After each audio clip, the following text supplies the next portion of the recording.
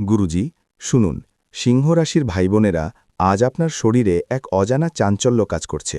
মঙ্গলের দৃষ্টি আপনার রাশির সপ্তম ভাবে পড়েছে, তাই মনে হচ্ছে আজ আপনি যে কোনো কাজেই এগিয়ে যাবেন। কিন্তু থামুন, এই গতি যে সবসময় শুভ নয় তা কি আপনি বুঝতে পারছেন? আপনার রাশির অধিপতি সূর্যদেবতা আজ একটু দুর্বল অবস্থানে রয়েছেন, তাই নিজের শক্তি নিয়ে অহংকার করবেন না।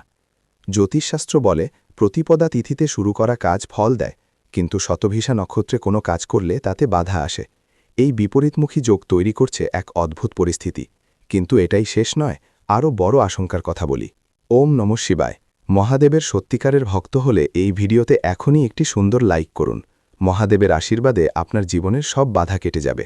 আজ আপনাকে সবচেয়ে বেশি সাবধান থাকতে হবে আপনার বক্তব্য নিয়ে। কেন জানেন? শনিদেব বর্তমানে রয়েছেন মীন রাশিতে, যা আপনার জন্য অষ্টম স্থান। এই অষ্টম শনিকে বলা হয় আষাঢ়ম শনি। এটি আপনার আয়ু, অমৃত এবং পরকালের স্থানকে প্রভাবিত করে। আর আজকে শতভিসা নক্ষত্রের প্রভাবে আপনি যা বলবেন তা ভুল অর্থে নেওয়ার আশঙ্কা রয়েছে। আপনার কথার সুযোগ নিতে পারে আপনার শত্রুরা। এবার যেটা বলবো সেটা আরও ভয়ঙ্কর। আজ বিকেল ৩টে থেকে সন্ধে ৬টার মধ্যে আপনি কোনো রকম ঝুঁকিপূর্ণ আজ করবেন না।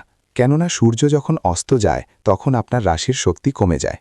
এই সময়ে যদি আপনি গাড়ি চালান বা কোনো নতুন চুক্তিতে সই করেন, তাহলে সেই কাজে ব্যর্থতা আসবেই। বিশেষ করে যাদের বয়স ৩৫ থেকে ৪৫-এর মধ্যে, তারা আজ অত্যন্ত সতর্ক থাকবেন।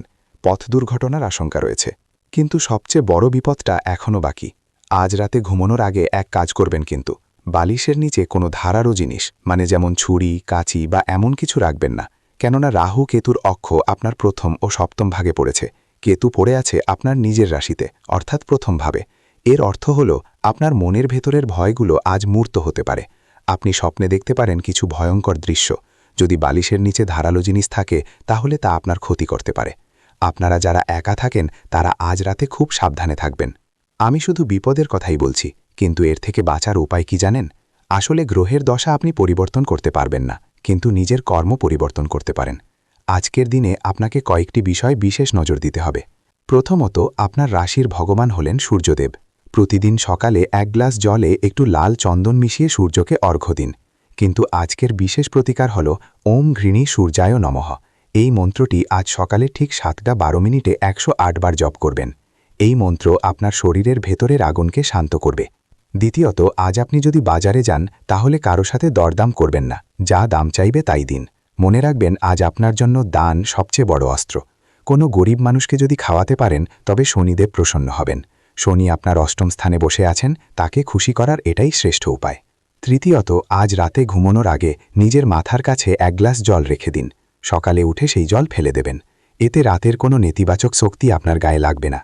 জয় মা কালী। মা কালীর কৃপা পেতে চাইলে এখনই আমাদের চ্যানেলটি সাবস্ক্রাইব করুন। মা কালীর আশীর্বাদে আপনার শত্রুর মুখ বন্ধ হয়ে যাবে। এবার আসি আরও কিছু গভীর প্রসঙ্গে। আপনার জীবনে একটি বড় পরিবর্তন আসছে, কিন্তু তা ভালো না মন্দ সেটা নির্ভর করছে আপনার বর্তমান কর্মের উপর। চলতি বছরে বৃহস্পতি বেশ কয়েকবার রাশি পরিবর্তন করেছে। জুন মাস পর্যন্ত বৃহস্পতি ছিলেন মিথুন রাশিতে, যা আপনার 11তম স্থান। তাই এই কদিন আগ পর্যন্ত আপনার লাভের যোগ ছিল। কিন্তু এখন বৃহস্পতি চলে গেছেন কর্কট রাশিতে, যা আপনার 12তম স্থান। এই স্থানকে বলা হয় ব্যয় স্থান, অর্থাৎ এখন খরচ বাড়বে। তবে কর্কটে বৃহস্পতি উচ্চস্থান পেয়েছেন। উচ্চস্থ বৃহস্পতি আপনাকে বিদেশ যাত্রা, ধর্মকর্ম বা কোনো পুণ্য কাজের সুযোগ দেবেন। যদি কারোর বিদেশ যাওয়ার প্ল্যান থাকে, তাহলে অক্টোবর মাসের মধ্যে সেটা হয়ে যেতে পারে। কিন্তু শর্ত একটাই, আপনার মনের অহংকার সরিয়ে রাখতে হবে। এখন আপনাদের মনে প্রশ্ন আসতে পারে, উপায়টা কি? আমি 12টি মন্ত্র দিচ্ছি, যা আপনি আজীবন জপ করতে পারেন। এগুলোর প্রতিটি আপনার জীবনের কোনো না কোনো সংকট দূর করবে। 1. সূর্যের মন্ত্র। ওম ঘৃণী সূর্যায় নমঃ। আত্মবিশ্বাস ও শক্তি বাড়াতে। 2. শিবের মন্ত্র। ওম নমঃ শিবায়। সকল বিপদ থেকে রক্ষা পেতে। 3. দুর্গার মন্ত্র। ওম দুর্গায়ই নমঃ। শত্রুনাশের জন্য। 4. গণেশের মন্ত্র। ওম গাং গানাপাতায়ে নমঃ। বাধা দূর করতে। 5. হনুমানের মন্ত্র। ওম হনুমাতাই নমঃ। সাহস ও বল পেতে। 6. মহালক্ষ্মীর মন্ত্র। ওম শ্রীং হ্রিং ক্লিং মহালক্ষ্মীয়ে নমঃ। অর্থ সংকট দূর করতে। 7. শনির মন্ত্র। ওম প্রাং প্রিং প্রং স শনায়ে নমঃ। দুঃখ দূর করতে। 8. বৃহস্পতির মন্ত্র। ওম গ্রাং গ্রিং গ্রং স গুরুবে নমঃ।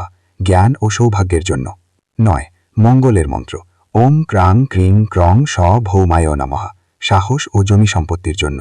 10. রাহুর মন্ত্র। ওম ভ্রাং ভ্রিং ভ্রং স রাহবে নমঃ, অশান্তি দূর করতে।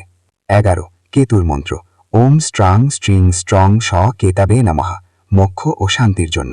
12 বিষ্ণুর মন্ত্র, ওম নমো ভাগবতে বাসুদেবায়, পরিবারে শান্তি ও সমৃদ্ধির জন্য। আরও একটা কথা না বললেই নয়, আপনার আশেপাশে যদি কেউ থাকে যে সবসময় আপনার সমালোচনা করে, তাহলে আজ তার থেকে দূরত্ব বজায় রাখুন। আজ শতভিষা নক্ষত্রের প্রভাবে তাদের কথাগুলো আপনার মনে গভীরভাবে দাগ কাটতে পারে এবং আপনি অহেতুক মানসিক চাপে ভুগতে পারেন। এখন প্রশ্ন হলো, এত বিপদ থেকে বাঁচবেন কিভাবে? আমি আপনাকে ছেড়ে দেব না, আজ আমি প্রতিকারও বলে দেব। আপনি যদি সত্যিই নিজের জীবন বদলাতে চান, তাহলে আজ থেকে দুটো কাজ শুরু করুন। প্রথম কাজ, প্রতিদিন সকালে সূর্যোদয়ের আগে ঘুম থেকে ওঠার চেষ্টা করুন। সিংহ রাশির জাতকদের জন্য সকালের সময়টা সবচেয়ে শুভ। এই সময়ে যদি আপনি ধ্যান করতে পারেন, তাহলে আপনার মন একাগ্র হবে এবং দিনের বাকি সময় আপনি তরতাজা থাকবেন। দ্বিতীয় কাজ, আপনার রান্নাঘরে হলুদ আর ঘিয়ের ব্যবহার বাড়ান। সিংহ রাশির জাতকদের জন্য এই দুটি জিনিস অমৃতের মতো কাজ করে। খাবারে হলুদ মেশালে তা আপনার রোগ প্রতিরোধ ক্ষমতা বাড়াবে এবং ঘি আপনার মস্তিষ্কের কার্যক্ষমতা বাড়াবে। তৃতীয় কাজ, আজ সন্ধেবেলা একটি শুদ্ধ ঘিয়ের প্রদীপ জ্বালান। প্রদীপ জ্বালানোর সময় মনে মনে আপনার ইষ্টদেবতাকে স্মরণ করুন এবং আপনার পরিবারের সকলের মঙ্গল কামনা করুন। এই প্রদীপের আলো আপনার ঘরের নেতিবাচক শক্তিকে দূর করবে। মনে রাখবেন, সিংহ রাশির জাতক জাতিকারা স্বাভাবিকভাবেই নেতৃত্বের গুণাবলী নিয়ে জন্মান। আপনাদের মধ্যে রয়েছে অদম্য সাহস ও আত্মবিশ্বাস, কিন্তু আজকের দিনে এই গুণগুলো আপনাকে অহংকারী করে তুলতে পারে। তাই সতর্ক থাকুন। যতই শক্তি থাকুক, তা সঠিক পথে ব্যবহার করুন। আমি আবারও বলছি, আজকের দিনটি আপনার জন্য কিছু চ্যালেঞ্জ নিয়ে এসেছে, কিন্তু এই চ্যালেঞ্জগুলো আপনাকে আরও শক্তিশালী করবে। আপনি যদি সঠিক পথে চলেন ও ধর্মের পথে থাকেন, তাহলে আপনার কোনো ক্ষতি হবে না। এই কথা শুনে ভিডিওটিতে একটি সুন্দর লাইক করে কমেন্ট বক্সে সত্যিকারের মন থেকে জয় শ্রীরাম অবশ্যই লিখে দিন। প্রভু শ্রীরামচন্দ্রের কৃপায় আপনার মনের সব ইচ্ছা পূরণ হবে। কমেন্টে নিজের রাশির নাম লিখে দিন, আমি সবার জন্য প্রার্থনা করব।